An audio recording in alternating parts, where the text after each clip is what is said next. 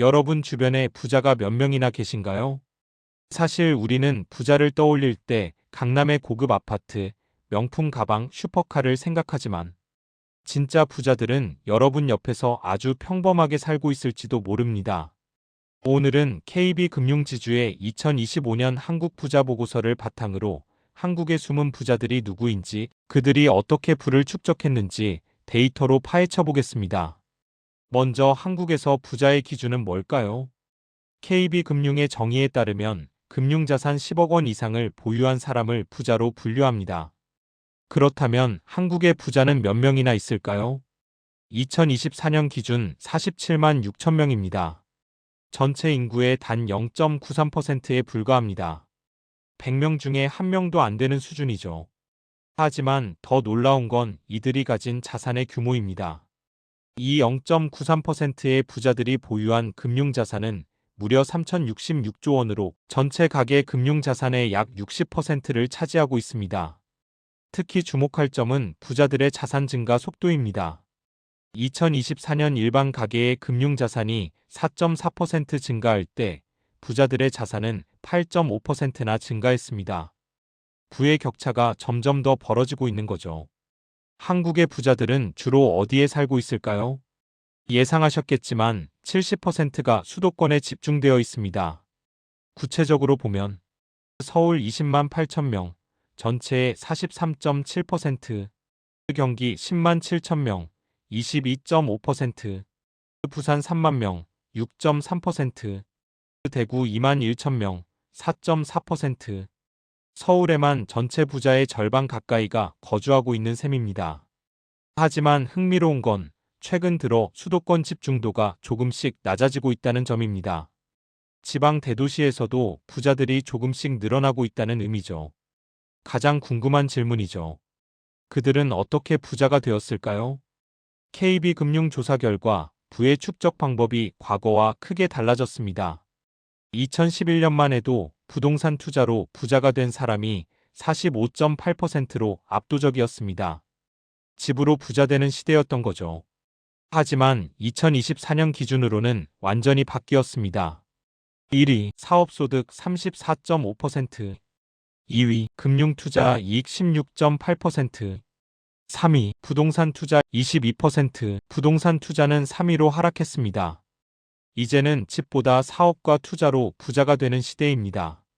부자들의 평균 스토리를 보면 평균 42세에 종잣돈 7억 4천만 원을 모음, 사업 수익, 부동산 투자, 부모 상속 등으로 종잣돈 마련, 연간 소득잉여자금 8,825만 원을 투자에 활용, 적절한 부채 활용 평균 4억 8천만 원, 금융자산과 부동산 자산의 전략적 배분. 부자들의 공통점은 단순히 돈을 많이 버는 게 아니라 소득에서 지출을 뺀 잉여자금을 계속 투자한다는 점입니다. 2025년 부자들이 주목하는 투자처는 무엇일까요? 1위 주식 49.8%, 전년 대비 무려 14.3%포인트나 급증했습니다. 2위 금보석, 실물 자산에 대한 관심이 크게 늘었습니다. 중장기 투자처는 어떻게 될까요? 1위 거주용주택, 2위 주식. 놀라운 점은 주식에 대한 관심이 폭발적으로 증가했다는 겁니다. 전년 대비 14.3%포인트나 증가해 거의 절반의 부자들이 주식을 최고의 투자처로 꼽았습니다. 반면 2025년 실제 투자 계획을 보면 관망 기조가 뚜렷합니다. 주식 63%가 현상 유지, 예적금 73%가 현상 유지. 경제 불확실성 속에서 신중한 태도를 보이고 있지만 금보석 같은 실물 자산에 대한 관심은 2위로 급상승했습니다.